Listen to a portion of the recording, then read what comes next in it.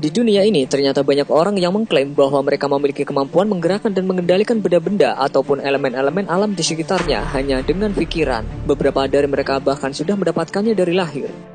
Kekuatan yang dikenal dengan istilah telekinesis ini termasuk salah satu kemampuan paling kontroversial yang masih menjadi fenomena yang belum bisa dijelaskan secara ilmiah. Berikut ini adalah 10 orang yang dilahirkan dengan kemampuan pikirannya dapat mengendalikan elemen-elemen alam di sekitarnya.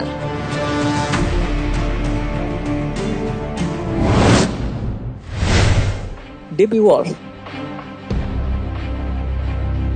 Di Inggris, ada seorang wanita yang mengklaim bahwa dia bisa menghidupkan lampu dan mematikan lampu dengan kekuatan pikirannya. Dia adalah Debbie Wolf dari Brighton. Debbie mengidap Street-like Interference Syndrome atau SLI. Kemampuannya dipicu oleh emosi tingginya, sehingga setiap kali Debbie merasa tertekan atau bersemangat, pikirannya memancarkan energi yang dapat mengganggu kinerja peralatan listrik, bahkan membuat cahaya lampu jalan menjadi terang redup. Kekuatannya telah diuji di laboratorium yang sempat membuat para ahli menjadi sangat kebingungan dibuatnya.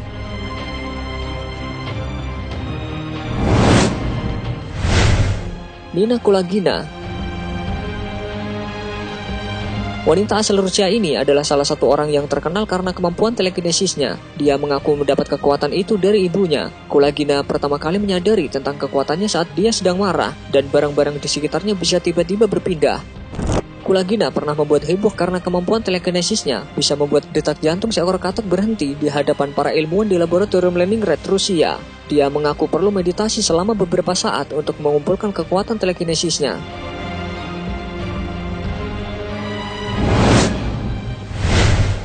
Biba Struja. Pria asal Serbia ini diklaim tidak bisa kesetrum listrik, malah justru sebaliknya. Pria ini justru mampu mengalirkan listrik dari tubuhnya tanpa merasakan apa-apa. Kemampuan super aneh ini ia miliki sejak kecil dan hingga saat ini. Ia mampu menjadi isolator, konduktor, akumulator, dan pemanas. Dengan bakat langka yang dimilikinya, orang-orang menjulukinya dengan si manusia listrik.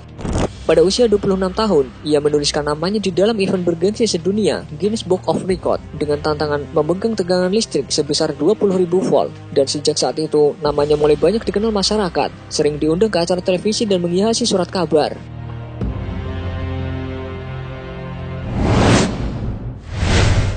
Lee Tolin. Lee Tolin dikenal sebagai manusia magnet karena kemampuannya yang luar biasa untuk tetap mengikat benda logam ke tubuhnya. Setelah melakukan penelitian medis yang mendalam di Universiti Teknologi Malaysia, Nasrul Humaimi Mahmud yang merupakan dosen sekaligus guru besar itu mengatakan, kemampuan ini mungkin berhubungan dengan sifat hisab dalam kulitnya. Profesor Dr. Muhammad Amin Alias dari Fakultas Teknik Elektro UTM di Johor membenarkan hal tersebut. Setelah melihat Liu melakukan beberapa tes sederhana, didapatkan bahwa dirinya memang mempunyai beberapa sifat magnetik. Sebilah palu, paku, bahkan pisau dapur dengan mudah melekat tanpa bantuan apapun.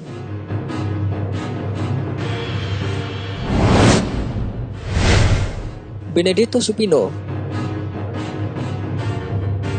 Bermula pada tahun 1982, ketika buku komik yang dibacanya di ruang tunggu dokter gigi tiba-tiba menyala. Sejak itu, ia dan keluarganya dikejutkan oleh beberapa kebakaran. Meja kursi dan bermacam-macam barang lainnya terbakar setiap kali Benedetto melewatinya, termasuk juga spray dan tempat tidurnya, atau barang-barang yang dipegangnya, terutama buku. Demikian pula dengan barang yang dipandangnya dengan serius, seperti yang pernah terjadi pada benda plastik yang dipegang pamannya.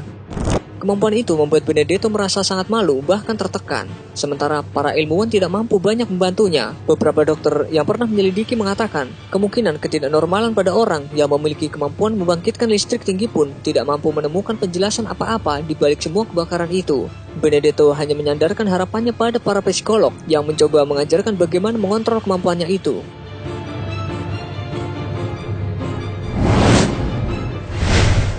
Natasha Demkina. Orang tuanya menemukan keunikan pada dirinya saat ia berumur 10 tahun. Suatu hari ia mengatakan pada ibunya tentang struktur tubuh manusia. Karena masih kecil dan tak tahu istilah medis, Natasha menggambarkan bahwa ginjal seperti kacang, dan dalam perut manusia banyak saluran pipa. Ibunya pun ketakutan.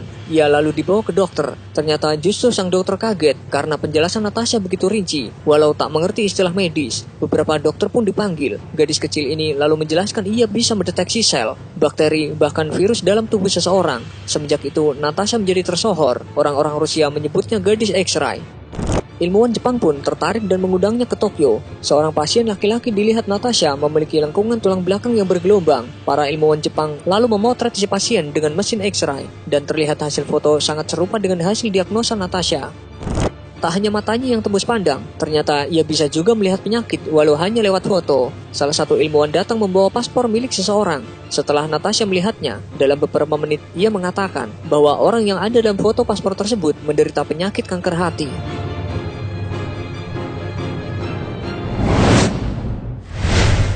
Ben Underwood, orang yang mampu mengidentifikasikan lingkungan di sekelilingnya dengan mengeluarkan suara klik yang nantinya akan dipantulkan kembali ke dirinya dan akan langsung digambarkan di dalam pikirannya.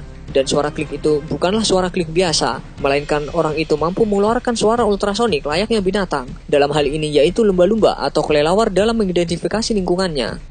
Nama lain dari kemampuan ini adalah Sonic Kinesis, dan orang yang mempunyai kemampuan ini adalah Ben Underwood yang memperlihatkan kemampuannya dalam sebuah acara TV. Dan Ben sendiri adalah orang yang dilahirkan mempunyai cacat bawaan, yaitu tidak bisa melihat dari lahir. Namun secara tidak sengaja, dia mampu mendecakkan lidahnya dan memvisualisasikan lingkungannya dari decakan tersebut di dalam pikirannya.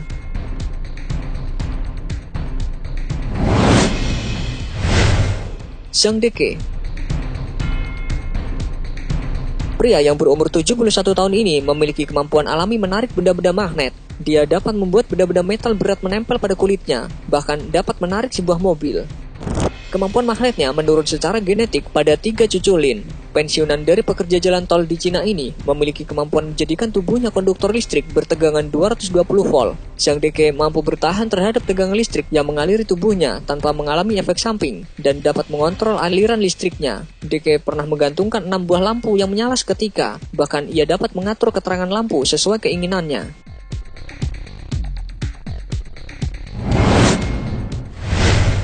Uri Geller.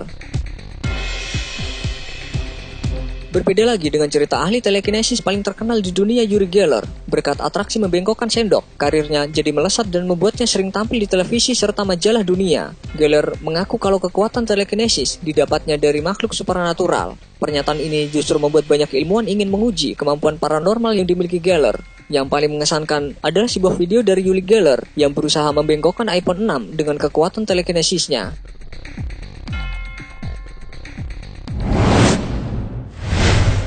John Chang. Ia adalah orang Indonesia keturunan Cina.